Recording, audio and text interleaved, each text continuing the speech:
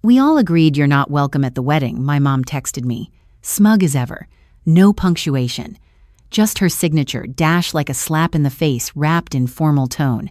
I didn't reply. I logged into my account, transferred the $6,500 honeymoon fund back to myself, and canceled the business class flights I booked under her name. No shouting, no drama. Just a quiet little click. By morning, I had 23 missed calls. But only one message made my blood run cold from the one person in the family who never gets involved in drama. That's when I realized this wasn't just about being uninvited. They didn't just exclude me, they turned me into the villain. Behind my back, they told the whole family that I refused to come, that I was bitter, unstable, jealous. They even told the groom's family I threatened to ruin the wedding.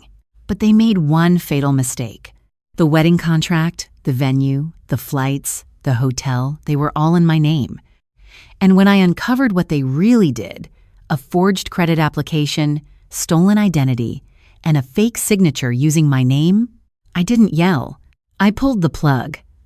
On everything. Stick around, because by the end of this story, I promise you, they'll be begging for forgiveness. And I'll be on a beach, in their honeymoon suite. Ethan Miller was 38 years old, unmarried, and living alone in a modest two-bedroom home on the outskirts of Portland, Oregon. He worked as a systems analyst for a financial firm, the kind of job that required precision, foresight, and a tolerance for people who rarely understood what he actually did. He wasn't flashy, didn't post much on social media, and had long ago accepted that he wasn't the emotional centerpiece of his family. But what he lacked in attention, he made up for in dependability. That was until a Tuesday afternoon, when a single text message quietly dismantled the illusion that he ever truly belonged. The message came through at 2:17 p.m. while Ethan was reviewing a quarterly report from a particularly slow-moving client. His phone buzzed once, just a soft vibration on the desk. He glanced at the screen, expecting a work-related reminder, or maybe a weather alert. But instead, it was from his mother, Marilyn. We all agreed you're not welcome at the wedding. No punctuation, no explanation. Just that smug little dash she always used in place of a period. Ethan stared at the message, unsure if his eyes were playing tricks on him. He read it again. Then again. The words didn't change. It wasn't entirely a shock, though. The signs had been there subtle, accumulating over months. He hadn't been included in the group photo planning, hadn't received an invite to the engagement dinner, and every time he offered to help, Rachel, his younger sister, would deflect with phrases like, "Don't worry, Mom's got it," or "We're trying to keep it small." He'd chalked it up to wedding stress. He'd told himself not to take it personally, but now, seeing it in writing final, unapologetic, something inside him shifted. Ethan didn't respond. He didn't ask why. He didn't demand an explanation. Instead, he stood up, walked into the kitchen, poured himself a glass of water, and leaned against the counter in silence. His thoughts didn't race. His heart didn't pound. It was more like a quiet click inside his chest, like a door gently closing. He opened his laptop, logged into the travel portal he had used to book the honeymoon flights business class, round trip, to Maui. He had placed them under his own email address and credit card because Marilyn had mentioned her credit wasn't strong enough to secure the reservation. At the time, it had seemed like a small favor, one of many. He clicked cancel. The page processed for a moment before confirming the refund, $3,800, deposited back to his account within 5 to 7 business days. He moved on to his banking app, found the transfer record from 3 weeks prior, $6,500 wired to Marilyn's account, marked as Wedding Gift Honeymoon Support. He reversed it, not out of pettiness, out of principle. Still, he felt nothing. Not sadness, not even anger, just a peculiar kind of detachment, like he was watching a version of his life from the outside. As if he were the audience now, no longer part of the cast. He sat back down at his desk and glanced again at the message on his phone. We all agreed you're not welcome at the wedding. He could almost hear her voice as he read it. That overly formal tone she used when she wanted to sound above the chaos she often created, as though she were a school principal handing down a suspension rather than a mother cutting out her own son from a family milestone. The room felt unusually quiet, as if the air itself had paused to see what he would do next. But Ethan didn't move. He didn't pace. He didn't write a furious email or call anyone. Instead, he opened a blank document on his laptop and typed the date. He didn't know what he was writing yet, but instinct told him to begin recording everything. Half an hour passed. The sun dipped slightly in the sky. Outside, the neighborhood was still. Inside, Ethan reheated last night's leftover chicken, set it on a plate, and ate in silence while the TV played a news segment he didn't register. Time stretched and sagged, thick with unspoken thoughts. It wasn't until 8:41 p.m. that his phone lit up again. A message. This time, it wasn't from Marilyn. It wasn't from Rachel. It wasn't even from one of the cousins, who likely had no idea what had just happened. It was from his father, Thomas Miller. "You around? I think you should see something." Just that. 7 words. No drama, no emotion. Just a quiet flag in the wind, signaling that whatever Ethan had assumed about the boundaries of this family fracture, he had underestimated it. He stared at the screen, thumb hovering over the message, the previous hours finally starting to sink in. First, the disinvitation. Then, the silent retraction of support. And now, a message from the one person who had never taken sides. Ethan put down his fork and reached for his phone. Something told him this wasn't over, not even close. He didn't reply to his father's message right away. Ethan just sat there for a while, phone face down on the table, letting the silence in his apartment stretch as far as it needed to. The stillness wasn't uncomfortable. He was used to it. He had lived most of his life in that same quiet space emotionally, at least even when the rooms around him were full of people who shared his last name. That message from his dad was a ripple, but not yet a wave. Not yet. Ethan had learned early that being quiet was easier than being misunderstood. He wasn't the type to storm out or shout. He didn't fight for attention. And maybe that had been the problem all along. He never insisted on being seen. He could trace the feeling back to when he was 19. That year had cut something loose in him, something that never quite came back. He was in his sophomore year of college, halfway through finals week, when his mother called him in a frenzy. Her voice was clipped, panicked, almost accusatory before a word had been spoken. "There's a problem with your student account," she said. "They're saying your tuition check bounced. Did you do something with the money?" Ethan had paused, confused. He hadn't touched the money. The scholarship had covered part of it, and the rest had been wired to his school account, or so he thought. Within 24 hours, he was sitting in the financial aid office, helpless as the woman behind the counter explained that no payment had come through. His mother was convinced otherwise. She believed he had withdrawn the money and spent it on what she never clearly said. But she didn't ask if it was a mistake. She didn't wonder if it was a bank error or a problem on their end. Instead, she told him she was disappointed, told him she didn't raise a thief, told him he would have to figure it out on his own. It took 2 months for the truth to come out. Rachel had accidentally used Ethan's transfer confirmation number to pay off one of her own private school debts, mistaking the emails. A careless mistake, easily made, easily forgiven by their mother. Rachel had cried. Marilyn had hugged her. And Ethan?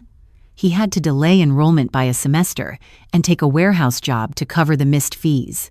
No apology ever came. From that moment on, Ethan learned that fairness didn't live in their household. Rachel was the golden child, the soft-spoken, socially graceful one who never seemed to face consequences.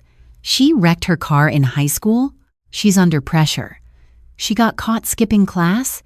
She needs a mental break. Every time she stumbled, someone moved the floor to catch her. When Ethan stumbled, they handed him the bill. Over the years, it became routine. Birthdays, holidays, reunions, he planned them. He coordinated flights, bought gifts, paid deposits. When their uncle had a stroke, Ethan flew out to the hospital and sat for 2 days in a folding chair, while the rest of the family couldn't get time off. When their mother needed surgery, Ethan was the one who stayed overnight to help her manage medication and meals. Rachel sent flowers and a card. Marilyn bragged about how thoughtful she was. Ethan never asked for recognition, but after a while, he began to notice how the stories were told in his absence.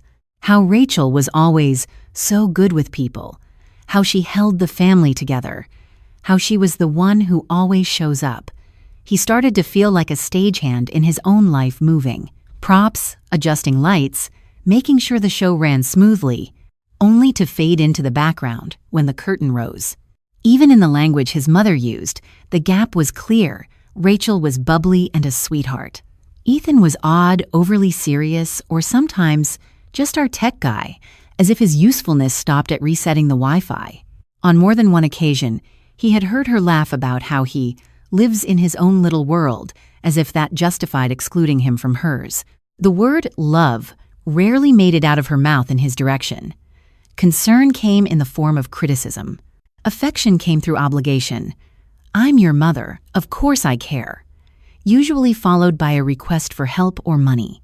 And yet, Ethan had kept showing up, not because he was trying to win them over, but because some small part of him still believed that if he gave enough, did enough, fixed enough, they might see him.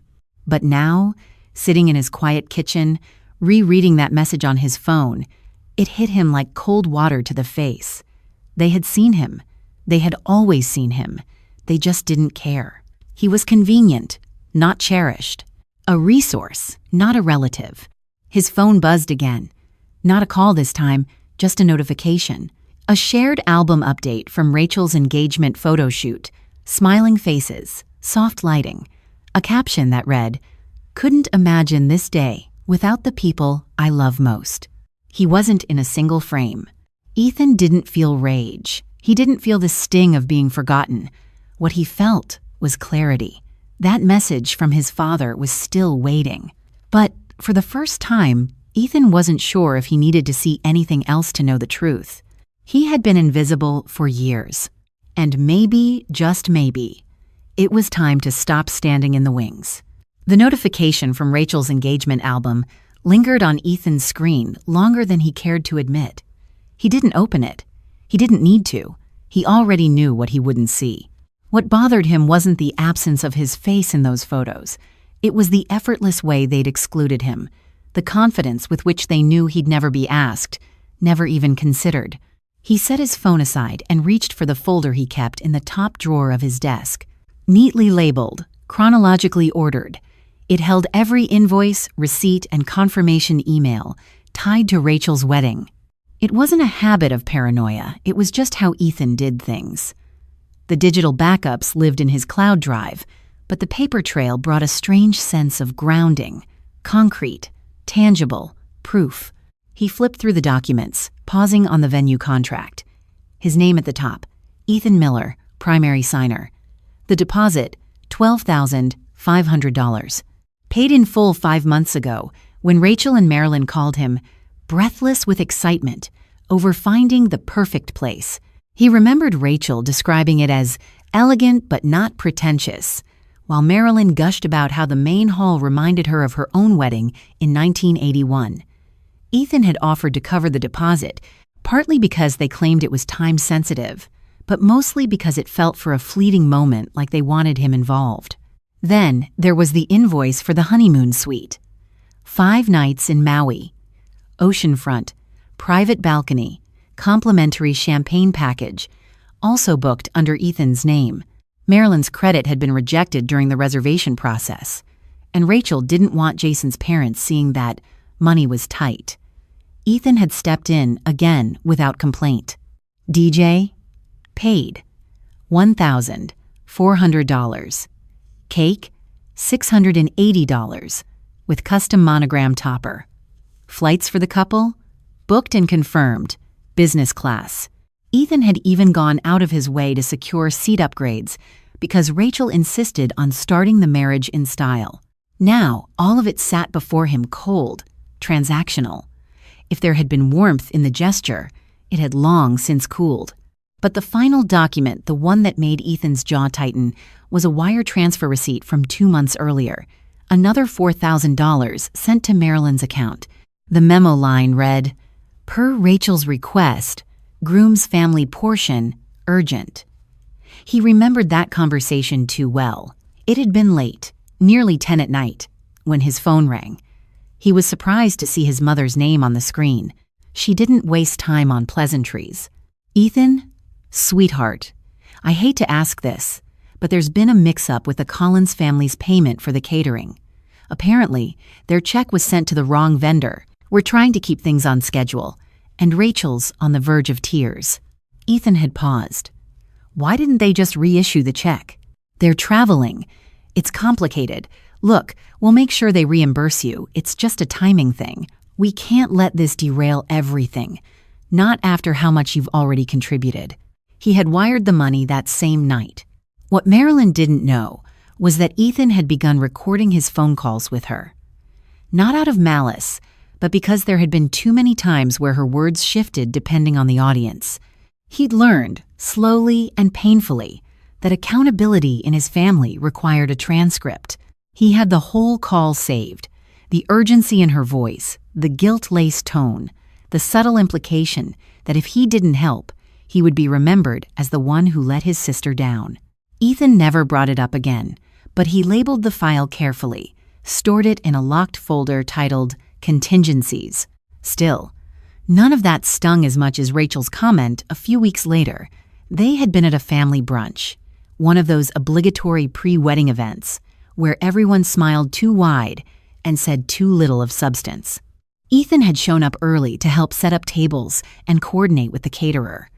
Rachel had arrived late, flustered, clutching a venti coffee and her phone. At one point, while adjusting a floral centerpiece, Ethan had asked genuinely how she and Jason were managing all the pressure. Rachel had laughed, almost too loudly, and said, "Honestly, Jason helps by staying out of the way. You could take a page out of his book. I know you mean well, Ethan, but you try too hard. You have money, sure, but no one to spend it with. That's not the same as being part of something." It was a casual cut, delivered with a smile and a sip of coffee, but it landed harder than she would ever understand. Ethan hadn't responded. He hadn't needed to. That comment told him everything. It wasn't just that they saw him as a resource. They saw his solitude as proof of deficiency, as if his usefulness existed only because he had no one else to give his time, his energy, his money. Now, as he sat in his dimly lit office, fingers resting on the folder of receipts, he understood what had really happened. He hadn't been supporting a wedding. He'd been underwriting a narrative, one where Rachel was the adored bride, Marilyn the devoted mother, and Ethan the invisible wallet with legs. But the paperwork told a different story, and soon it would speak louder than any of them ever had. Ethan stared at the folder in front of him for a long while after closing it. The receipts, the confirmations, the contracts, each one had weight, not in paper, but in truth. They weren't just transactions. They were proof. But as he sat back, he couldn't shake the feeling that this truth had been unfolding far longer than he had realized. The message from his mother had only revealed the end of something. The beginning had started months ago, quietly, deliberately, and without his knowledge. He opened his phone not to respond to messages, but to search. First, he checked the family group chat on his messaging app. Or rather, he tried to. It wasn't there. The thread he remembered from birthdays, holidays, and occasional mass updates had vanished. Not muted, not archived. Gone. At first, he assumed it had been deleted, perhaps restarted under a different name. But when he called up the contact history and message logs, a clearer picture formed. The group had been active without him for some time. He simply hadn't been part of it. Somewhere along the way, they had removed him. Quietly. No confrontation, no explanation, just deleted. It should have surprised him. It didn't. Next, he checked Rachel's social media, not because he expected a warm post or public acknowledgement, but because some part of him needed to see what she was presenting to the world. Her profile didn't come up in the search. Her account wasn't visible at all. He pulled up an old message thread from months ago and tapped her name. A page loaded briefly before showing the standard, "This user is not available," notice. He opened a private browser and searched her profile again, this time logged out. It came up immediately: engagement photos, travel posts, even a countdown to the wedding day pinned at the top. She hadn't disappeared. She had blocked him. And not recently. A timestamp on one of the public posts told him everything. It had been up for over 3 months. That meant Rachel had cut him off on social media well before the invitation list was finalized, long before the venue was secured, and certainly before Marilyn's now infamous text message. This wasn't a last-minute fallout. It was premeditated. The story they were telling everyone became clearer with each click and swipe. As Ethan dug deeper, old high school friends and distant cousins began to surface in tagged photos and comments. He saw exchanges referencing the upcoming ceremony, captions like, "Can't wait to celebrate with the whole Miller crew," and "Rachel's finally getting her big day." He wasn't mentioned. He wasn't tagged. He wasn't included. And more than that, he wasn't missed. The final blow came when he received a message from a second cousin he hadn't spoken to in years. It was casual, even well-intentioned. "Hey, Ethan, I heard you're not coming to the wedding. Everything okay? Rachel said you needed space, but I wanted to check in anyway." That single sentence said more than Rachel or Marilyn had in months. They hadn't just removed him. They had rewritten the narrative.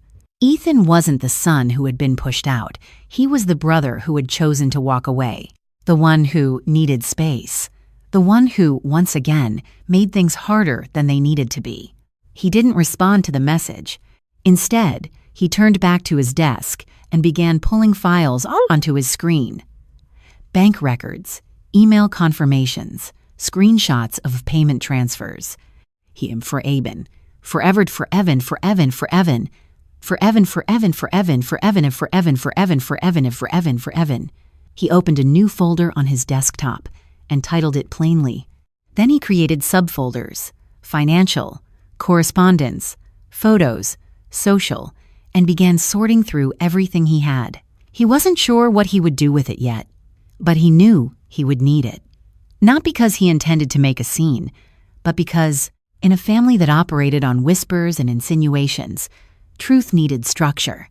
He went back and checked the call recordings too, the conversation with Marilyn about the groom's family's supposed transfer issue, another with Rachel about the cake vendor where she forgot her wallet and asked him to cover the $680 balance, promising she'd pay him back by Friday.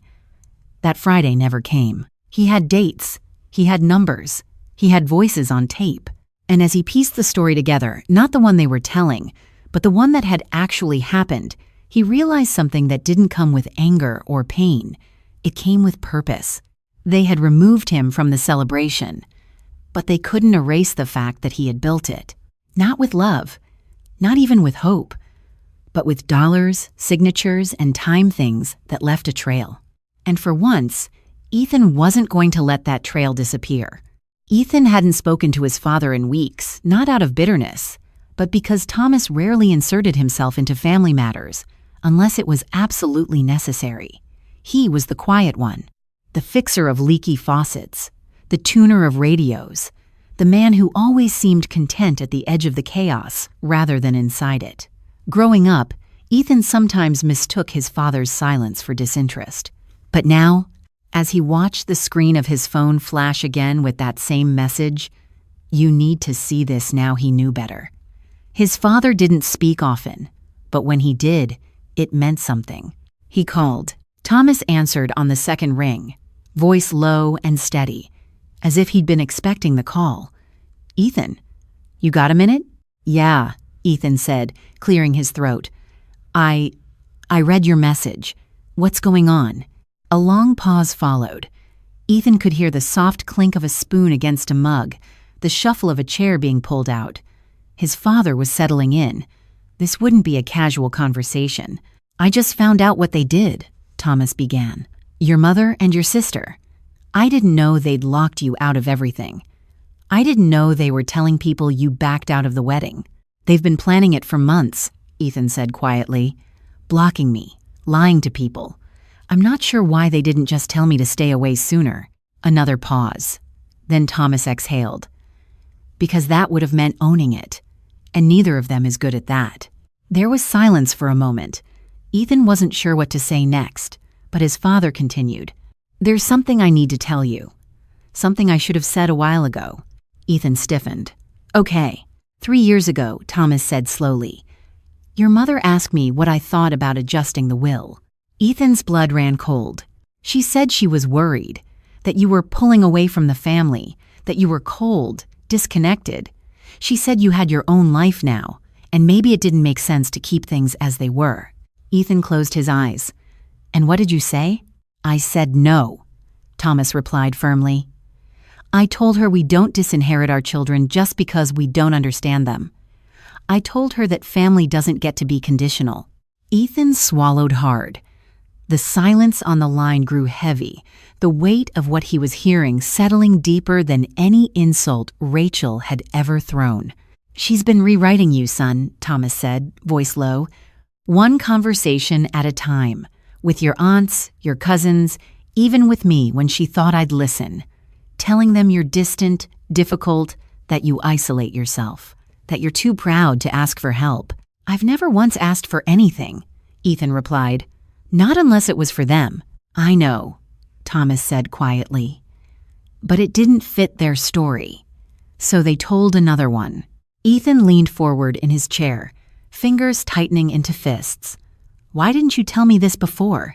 Because I thought it would pass, Thomas admitted. I thought maybe it was stress, or wedding pressure, or just her temper. But this isn't a moment. This is a pattern, and I should have spoken sooner. Ethan rubbed his temples. They're erasing me. From the chat, from the photos, from the conversations, the events now, the inheritance. It's not just the wedding, Dad. They want me gone. No, Thomas said firmly. They want control. They want the story told their way. You make that harder for them. Ethan looked toward the folder on his desk, where months of receipts, recordings, and screenshots waited like silent witnesses. I've started collecting everything, every email, every text. If they're going to rewrite history, they won't do it uncontested. There was a pause on the other end. Then Thomas said something Ethan would remember for the rest of his life. They're rewriting your story, son. You need to reclaim it. The words weren't dramatic. They weren't spoken loudly, but they landed like a bell being struck in an empty room. For the first time in weeks, Ethan felt something stir. Not anger, not despair, but clarity. He hadn't imagined this. He hadn't overreacted. And most importantly, he wasn't alone. I don't know what I'm going to do yet, Ethan admitted, but I'm done pretending this is normal. You don't have to burn it all down, Thomas said. But you don't have to hold it up anymore either. Ethan nodded, even though his father couldn't see it. Thanks for telling me. You deserve to know, Thomas replied. You always did. And no matter what your mother says, I see you. I've always seen you. When they hung up, Ethan sat in silence for a while, staring out his apartment window. He didn't feel like a son who had been cast out anymore. He felt like a man who'd finally stepped into the light and realized he wasn't standing there alone. Ethan sat at his desk in silence, the words of his father still echoing in the back of his mind. They're rewriting your story, son. You need to reclaim it. It wasn't rage he felt. He had already passed through that storm. What settled in now was colder, focused, a calm so sharp it could cut. This wasn't the moment for emotion. This was the moment for calculation. He pulled out a legal pad and drew a line down the center. On one side, he wrote, control. On the other, release. He began listing every resource, every account, every shared expense that still tethered him to the people who had made it clear they wanted him invisible. At first glance, it seemed simple enough one can differ. But the further he went, the more entangled the web became. His mother's phone plan was first. She'd been using the line on his family account since 2019, when she'd been laid off and claimed it was temporary. Ethan hadn't questioned it. She was his mother. It was $74 a month. Manageable. He opened the mobile app, found the line labeled M. Miller, and suspended it with a single tap. No warnings, no calls, just silence. Let her notice when her calls stopped going through. Then came the entertainment accounts: Disney Plus, Netflix, Spotify Premium. He had been paying for the family plan since Rachel was in college. At the time, it was a gesture of connection. Something simple. Something normal. But now he saw it for what it was: a lifeline they depended on, without ever asking if it was still okay. He logged in, navigated to the user settings, and removed every name but his own. For the first time in years, the list of profiles showed one: Ethan. He moved next to the Venmo account. Rachel had used his backup credit card in college during a financial emergency. He had linked it once for a single transfer. Somehow, she had never removed it. He had meant to fix it years ago. He hadn't, until now. As he scrolled through the account settings, a chill ran down his spine. The card was still active, not just linked used. A recent transaction for $900 had gone through the week before. A payment labeled Venue Final Catering, thanks again. And the funds had come from his card. He pulled up the banking app. There it was, $900, charged without authorization. He cross-referenced it with the Venmo history. Rachel had used a secondary account, one she hadn't accessed in years.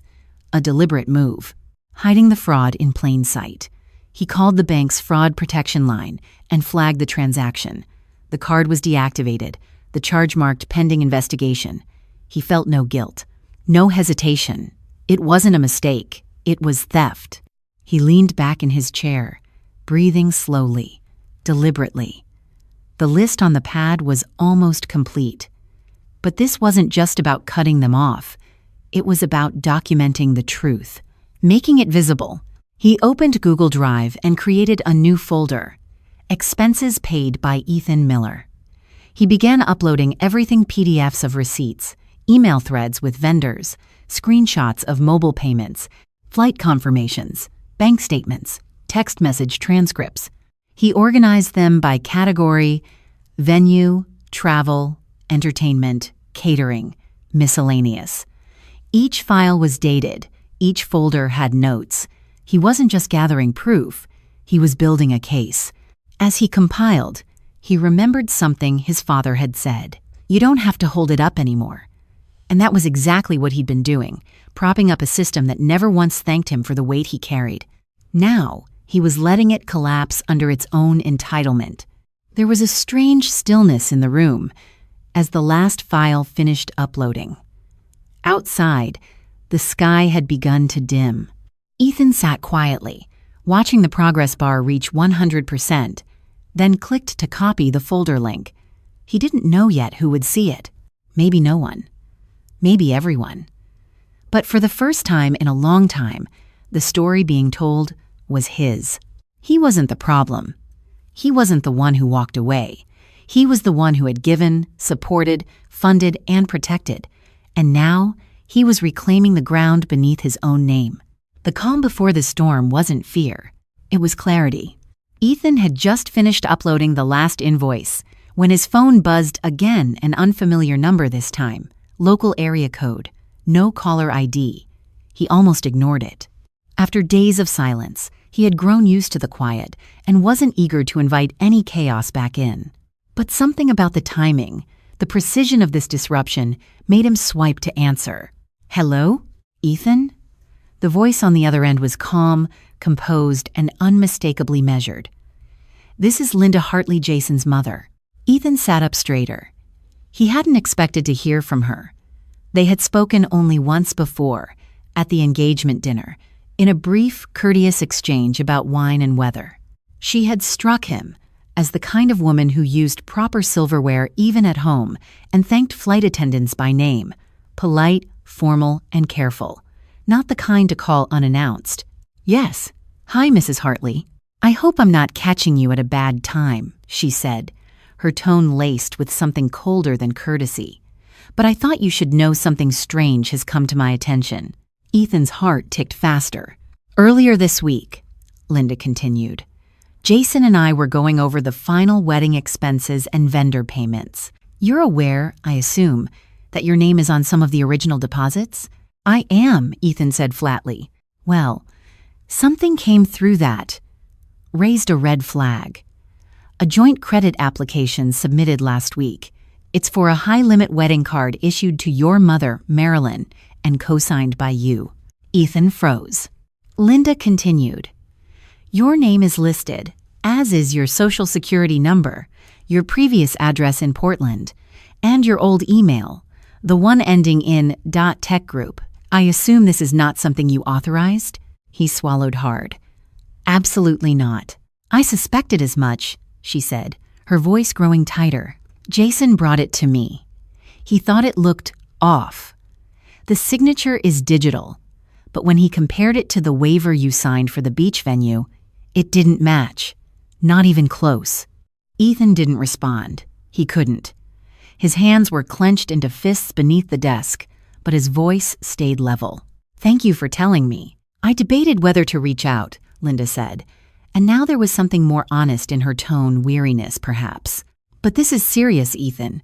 Identity fraud is not a family squabble. It's a crime, and if Jason hadn't caught it, well, it would have been submitted without question. Ethan stared at the ceiling, letting the silence stretch. When he spoke again, his voice was low. Do you have a copy? Yes. I'll email it to you. She paused, then added, I'm sorry this happened. I've only just begun to understand what's really going on here.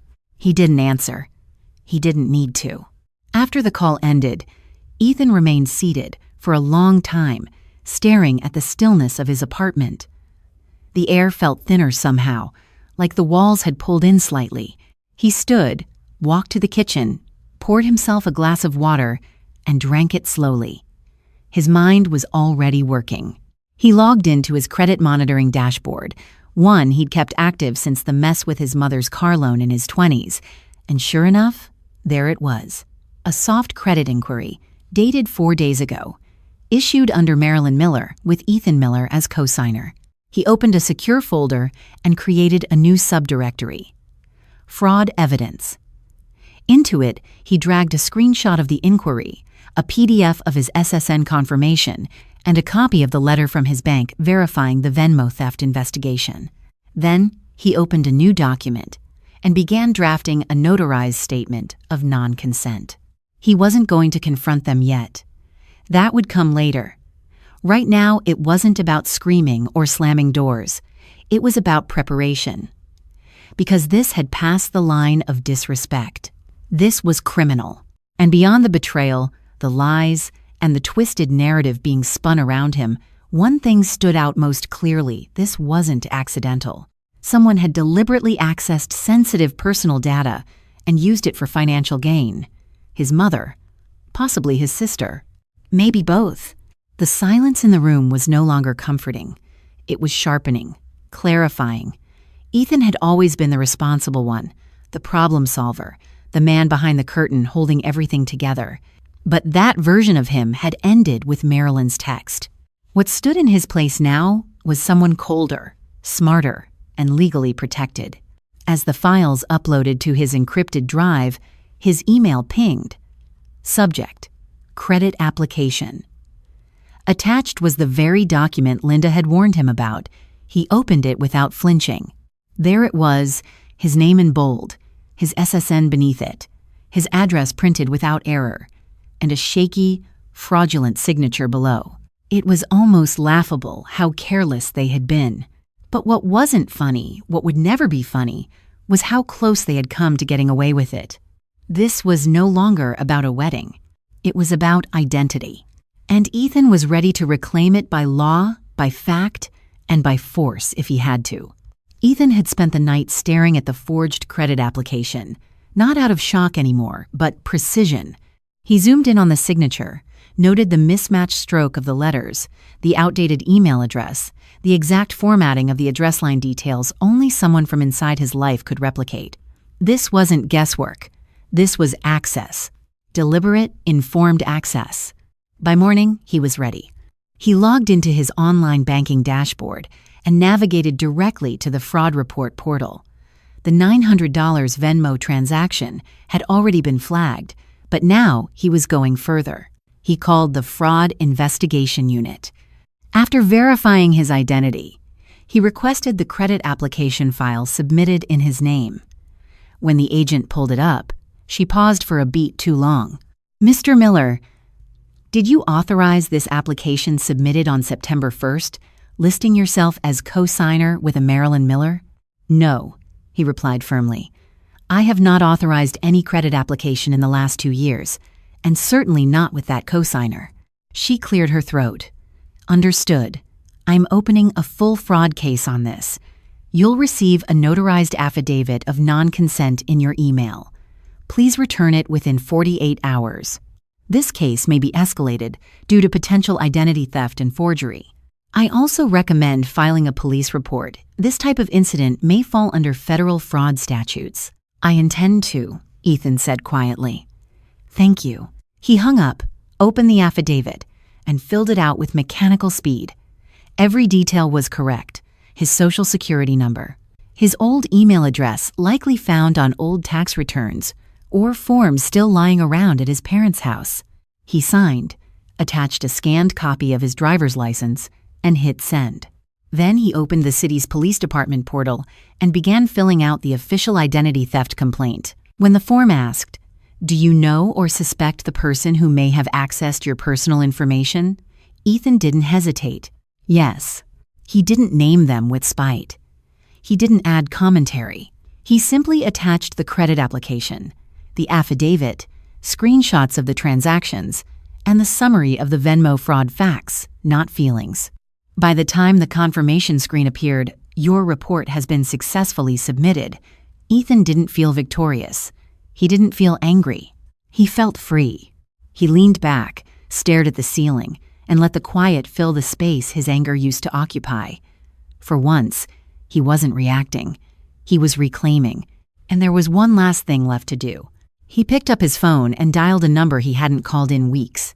It rang twice. Then she answered, as if she'd been waiting. "Kyle, honey," Marilyn said sweetly, with just enough tremble in her voice to mimic concern. "I've been meaning to talk to you. Things have just gotten so—" "Did you sign my name?" Ethan said, cutting her off with a voice stripped of warmth. A pause. "I don't think this is really how we should—" "It's a yes or no question." Another pause. He heard her inhale through her nose. "You always dramatize things, Ethan. It was just a precaution. Rachel was under so much pressure and we needed a backup option. So you did sign it." "I didn't forge it," she snapped quickly, then softened. "I mean, not the way you're thinking. It's not like that. You used my name, my social security number. You accessed financial information I never gave you permission to use. Oh, for heaven's sake, don't make this ugly. We're family. You know, if you had just picked up the phone earlier, none of this would be happening." Ethan's hand tightened around the phone. "You raised me to stay silent," he said coldly. "Not anymore." Then he hung up. He didn't wait for her to call back. He placed the phone on the table and turned away from it, as if detaching from a part of himself he'd outgrown. There was no satisfaction in her scrambling, no thrill in her lies unraveling. The truth was starker than that. Family had always been her shield, but Ethan had learned that blood doesn't excuse betrayal. And fraud, no matter how motherly the hand, was still fraud. Now it had a case number, and soon it would have consequences. The morning Ethan submitted the fraud report, he knew the weight of what he was doing. But what came next wasn't about legal recourse, it was personal. He wasn't just walking away from the family who had used him. He was walking away with the foundation they'd built their entire fantasy wedding on. Because while they were busy designing custom napkins and Instagram-worthy floral walls, they'd forgotten one crucial detail. The venue contract was still under his name. The beachside resort had been Rachel's dream. It was the kind of place with champagne-colored drapes, a curated saltwater breeze, and an absurd amount of money poured into illusion. Ethan had written the deposit check months ago, back when he thought contribution equaled belonging. He remembered the contract clearly non-refundable, unless the cancellation was made 7 days before the event. It was Wednesday. The wedding was Saturday. He opened his laptop, pulled up the vendor folder, and found the confirmation email from the venue coordinator. He clicked reply. "Hi, this is Ethan Miller, the primary contract holder for the Cobalt Bay wedding reservation on Saturday. I'd like to formally request a cancellation effective immediately." No explanation, no apology, just precision. The reply came back 2 hours later. "We're sorry to hear that. As per the terms of your agreement, your deposit will be forfeited unless we secure another booking for the same date. Please confirm cancellation." He clicked confirm. And just like that, the castle fell. He didn't announce it. He didn't gloat. He didn't warn anyone. He let silence do the talking. Because the most devastating blow isn't shouted, it's discovered too late. By Friday afternoon, the guests had already begun arriving in town. Rachel was still posting filtered photos of her welcome brunch. Marilyn was ranting in group chats about floral centerpieces arriving late. No one seemed to notice the gaping hole in the schedule. No confirmation emails, no check-in packages, no rehearsal dinner from the venue. The first call came from an out-of-state cousin who arrived at the venue and found it locked. Then 2 more guests messaged Rachel asking where the staff were. Panic followed confusion. And then came the realization. There was no wedding. Not there. Not legally. Not anymore. Ethan didn't answer the phone when Rachel called. He didn't open the voicemail. She left her voice trembling with rage and desperation. Instead, he made himself coffee, opened the blinds, and turned on the news. He wasn't hiding. He was witnessing. Around 5 p.m., a new message popped into his inbox from a name he didn't recognize. The subject line read, "You deserve to know." He opened it. "Hi, Ethan. You don't know me, but I'm one of Rachel's bridesmaids. I don't want to be part of this anymore. I'm sorry for not saying anything sooner. I thought it was just drama, but after what they did, I couldn't stay quiet." Attached was a screenshot. It was a group chat titled, "Operation Wedding Peace."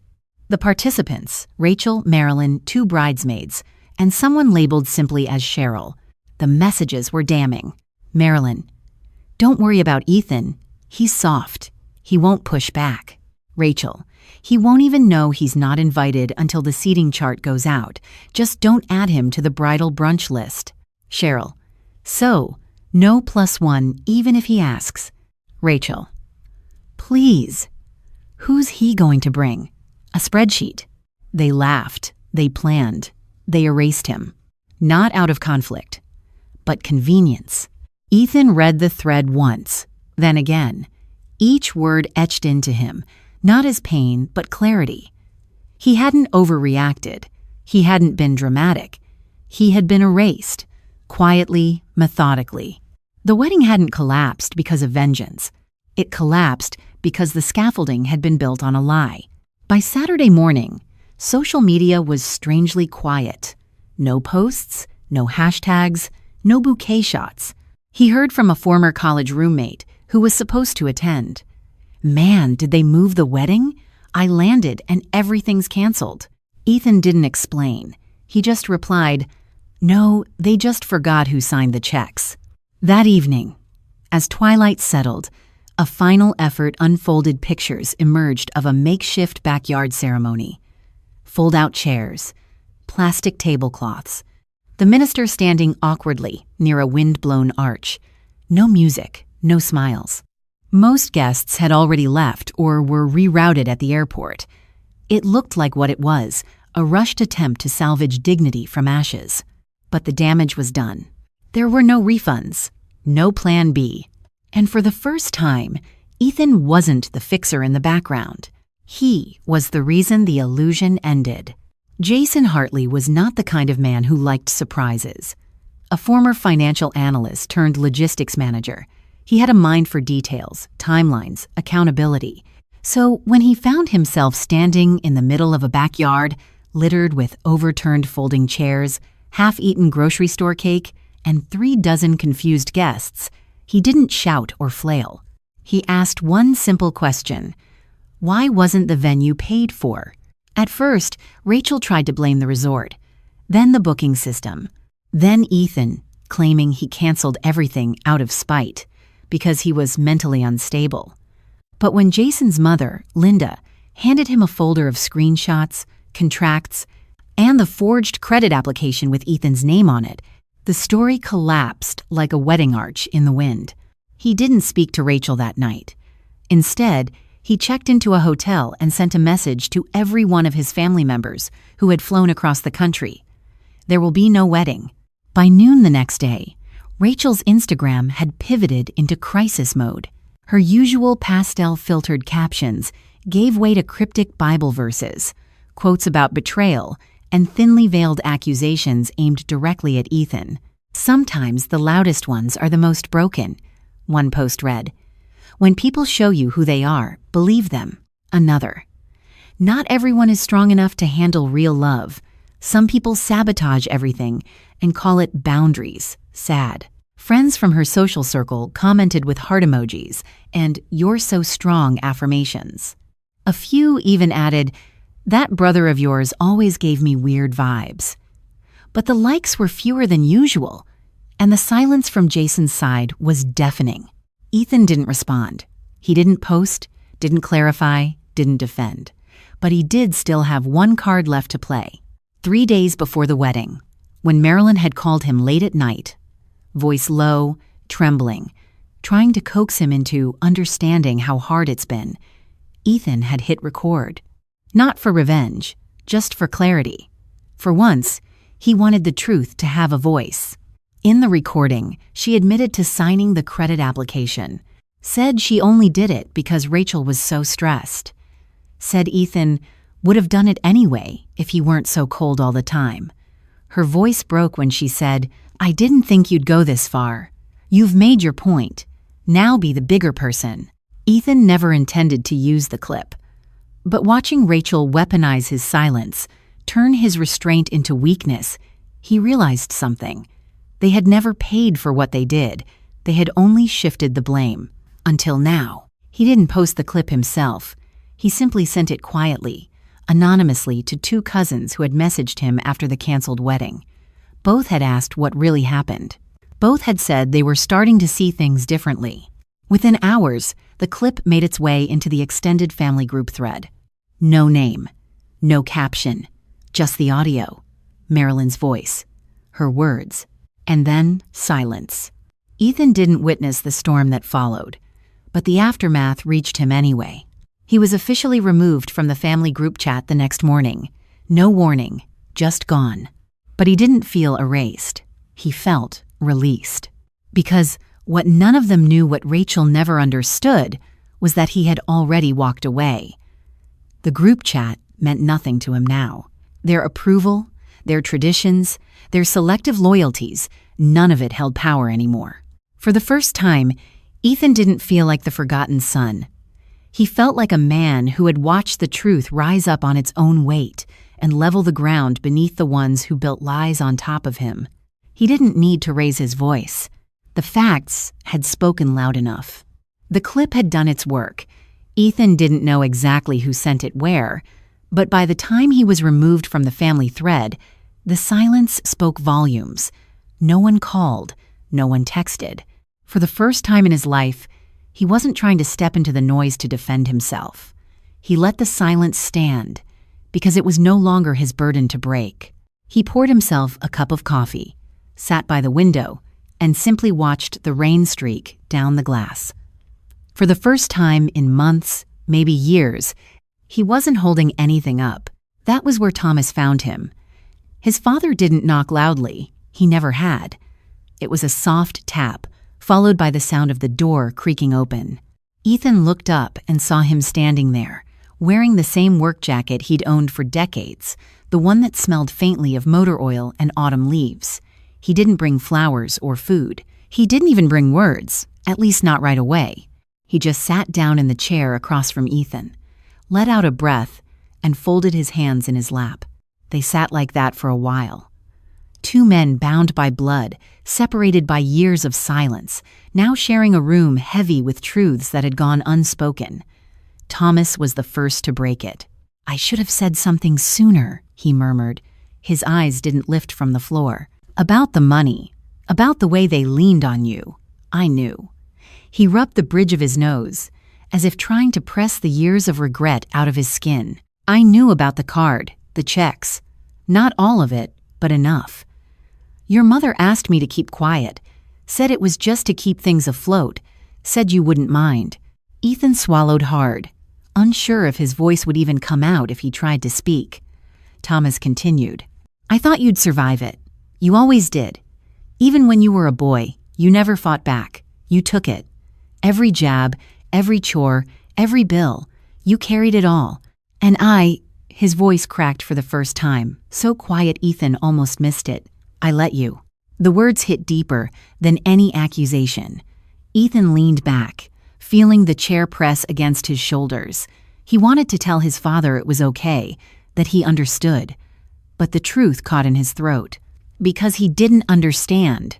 He had been 19 when his tuition was stolen, 25 when his credit was dragged down by someone else's debt, 38 when he realized his own family had forged his name.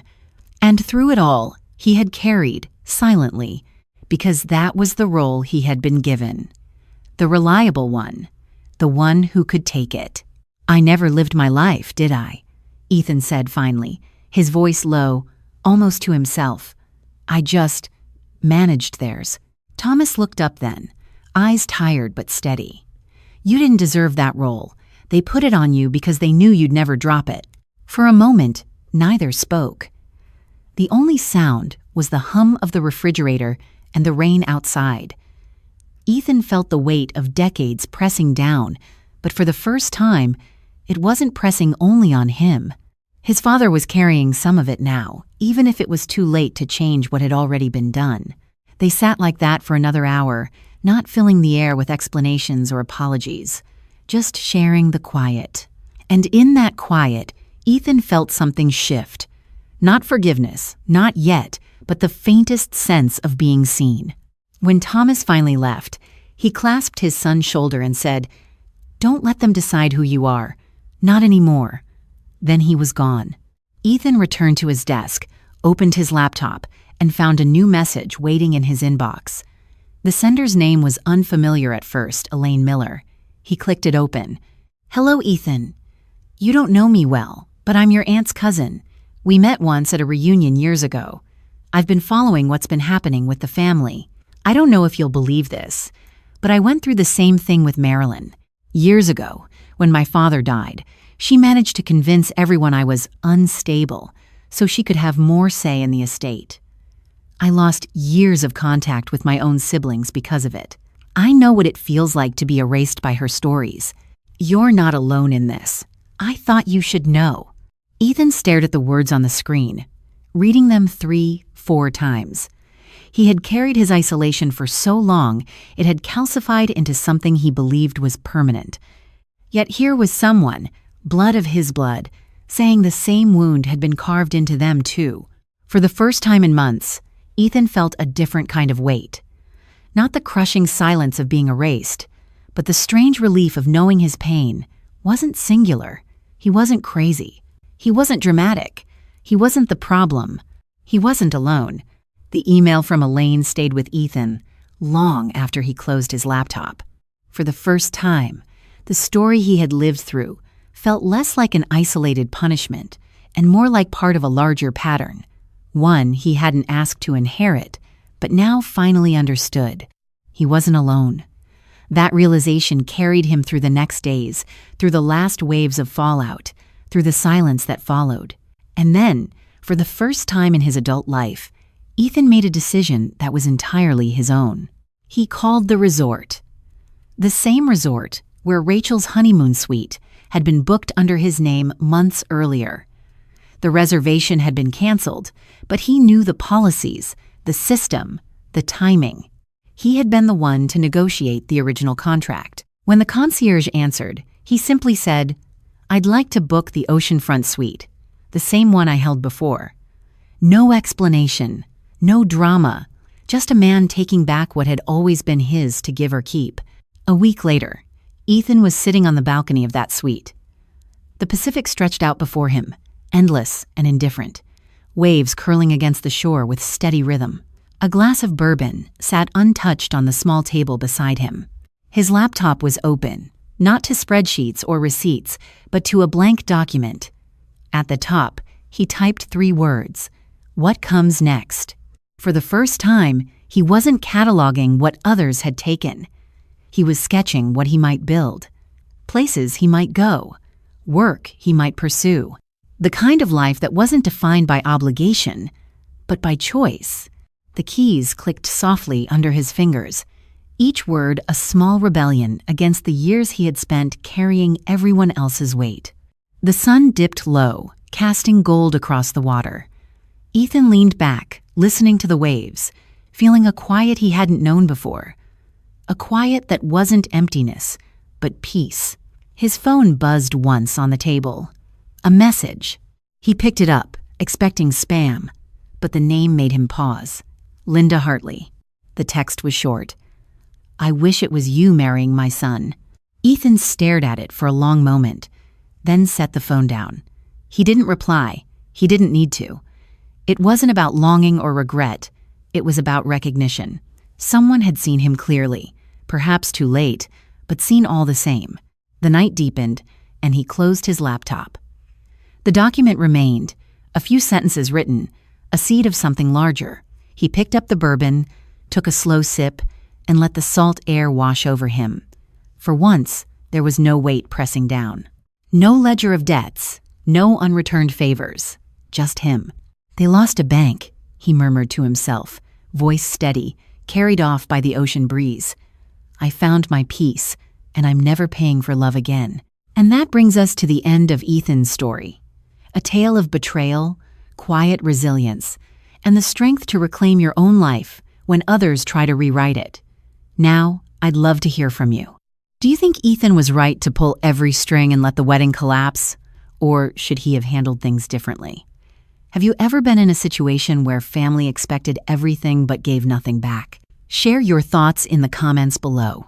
Your perspective could resonate with someone else who has lived through something similar. And if you found yourself drawn into this story and want more dramatic, thought-provoking tales like it, make sure you subscribe to the channel and turn on notifications. That way, you won't miss the next story that might make you reflect, gasp, or even cheer for the underdog who finally stands tall.